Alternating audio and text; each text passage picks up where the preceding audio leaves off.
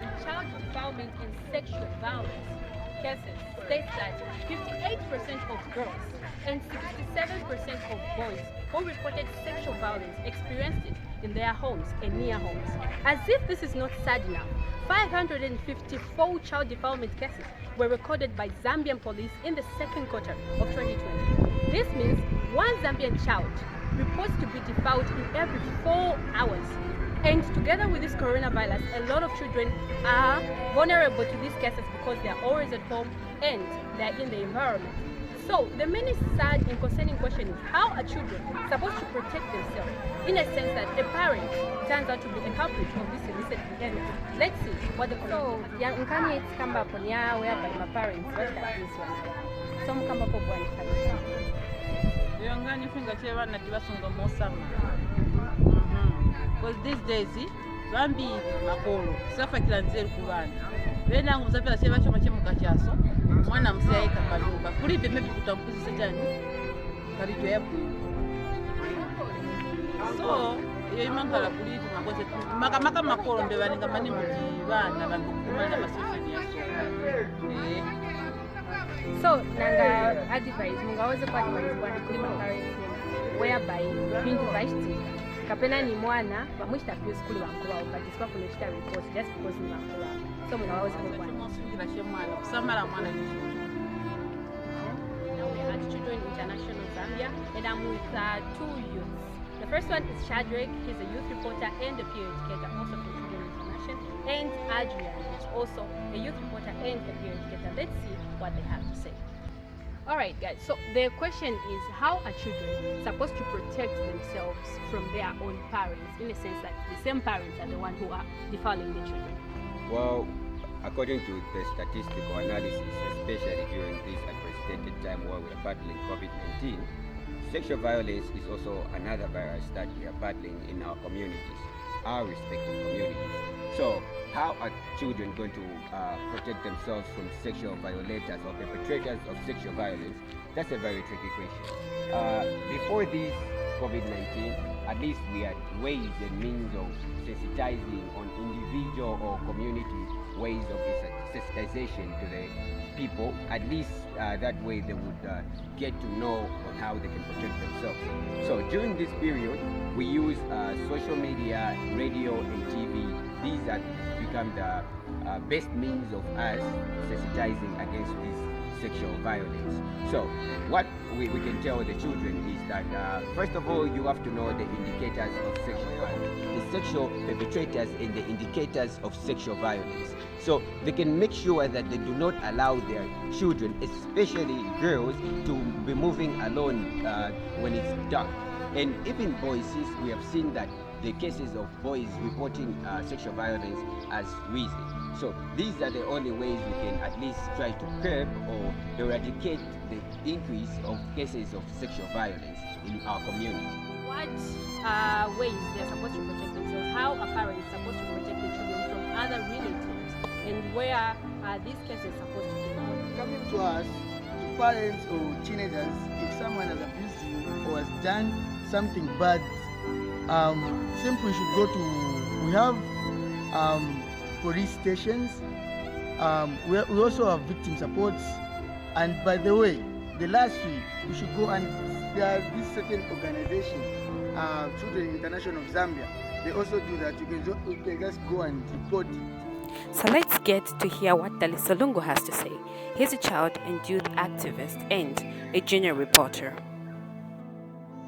Express my displeasure on the growing number of child sexual abuse in our country, and it's really sad that it has come to the time when the pandemic is affecting almost every one of us.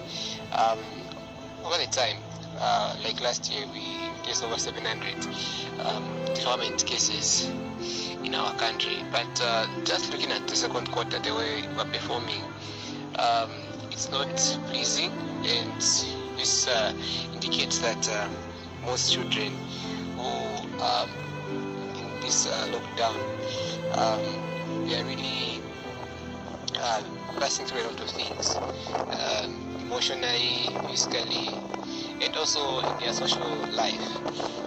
What I can say is that as parents, let's ensure that our children are protected. We do understand that in some households there are some children who are living with these abusers, but as parents, as responsible citizens, when we have witnessed that there is a possibility that this child must be abused, we must not keep quiet. We must not sweep the dirt under the carpet.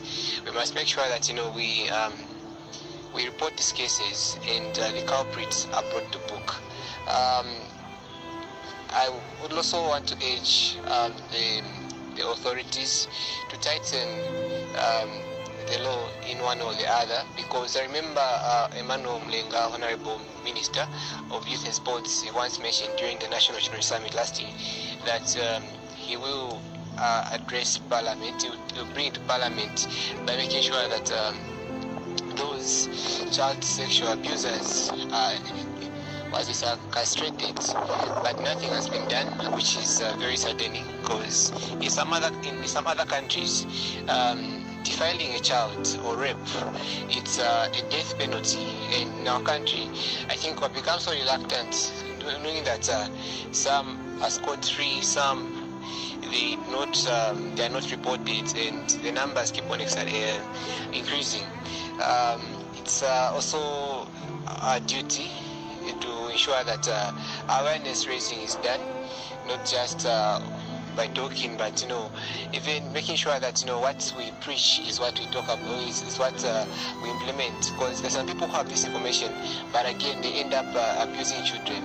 And also the media must play a very important role. I feel we have diverted so much in COVID-19 messages, but also even in the messages that we're trying to design.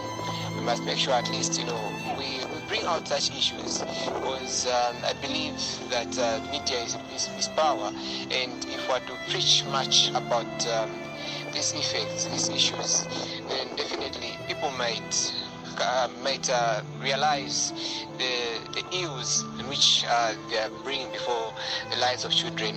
Let's protect the girl child. Let's also protect the boys, because looking at the rate of abuse, 67% is affecting the boys. Meanwhile, showing a decrease in the girls.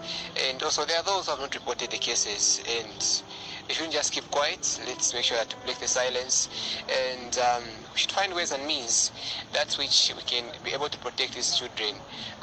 Recreational facilities as well must be built, so that these children might find a place where they can feel safe, feel protected, feel the love, and making sure that they are taught right things that will build their confidence and their esteem. To those children who are passing through this kind of abuse, they must not feel discouraged. There is hope in life despite what has happened, and they must also be supported by their parents and also their guardians, those who are close to their hearts, so that as well their lives may not be distorted. They may not revenge what has happened to them, but they may understand that their setback may also be a source of their blessing in their lives. And thank you so much for your time, and let's ensure that we protect the girl child and each and every child in our country, for the future lies in them. Thank you. This has been Natasha Mwembesi Amawewe reporting in Lusaka.